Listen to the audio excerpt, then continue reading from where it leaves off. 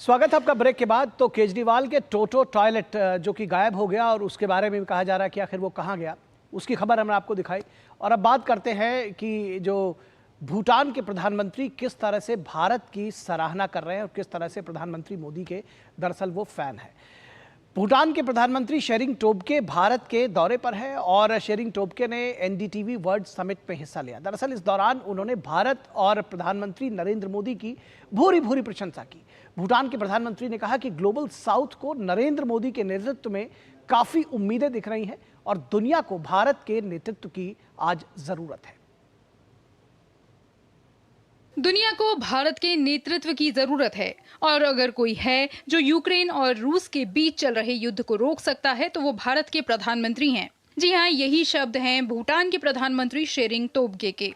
दिल्ली में NDTV world summit में दोनों देशों के बीच द्विपक्षीय संबंधों पर अपने विचार साझा करते हुए शेरिंग टोब्गे ने कहा कि ग्लोबल साउथ को नरेंद्र मोदी के नेतृत्व से बहुत उम्मीदें हैं। उन्होंने कहा कि तमाम चुनौतियों के बावजूद भारत 5वीं सबसे बड़ी अर्थव्यवस्था है। ये सब मोदी सरकार द्वारा उठाए गए अच्छे और सुधारात्मक कदमों के कारण हैं। What you call development partnership, I call friendship. We have many development partners. Many countries, many multilateral agencies. We have one main friend. India has been with us. For the 13th five-year plan, the government of India is giving us an assistance package of 8,500 crore rupees. Extremely generous. Almost double that of what we received in the 12th five-year plan. This is going to finance much needed infrastructure.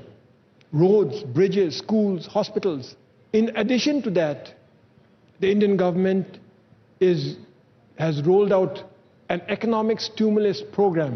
नई दिल्ली में भूटान के प्रधानमंत्री शेरिंग टोब्गे ने hydrogen ऊर्जा से संचालित बस में सफर किया। उनके साथ केंद्रीय मंत्री हरदीप सिंह पुरी और अन्य लोग भी शामिल रहे। भूटान के प्रधानमंत्री को बस में प्रयुक्त होने वाली हाइड्रोजन तकनीक और इसकी कार्यप्रणाली की जानकारी भी दी गई। भूटान के प्रधानमंत्री ने इसकी सराहना की, साथ ही भविष्य के लिए इसे बहुत उपयोगी बताया।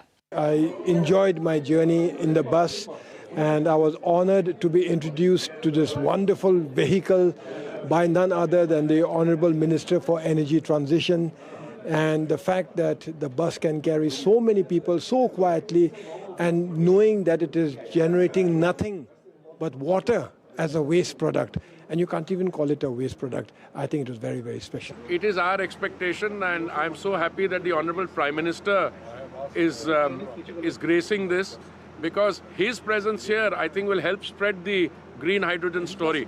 And in the coming times, from these 15 buses, we want to expand and take it, so we prepare also the public mind for biofuels. I think is ready acceptance, and compressed biogas, compressed natural gas in our cars.